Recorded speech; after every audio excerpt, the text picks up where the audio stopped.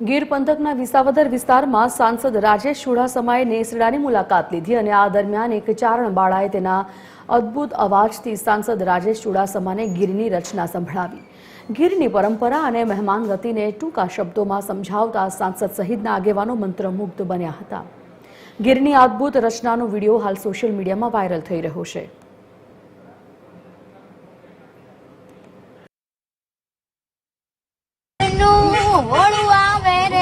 ગામડે ફાવે રે અમે વગડાના વાસી અમારો હોય હાલે રે અમે વગડાના વાસી।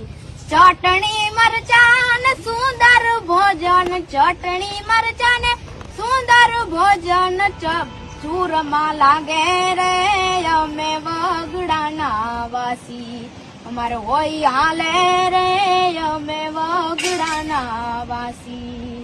જારુ બાજરના રોટલા ઉપર, જારુ બાજરના રોટલા ઉપર માખણ માલે રે અમે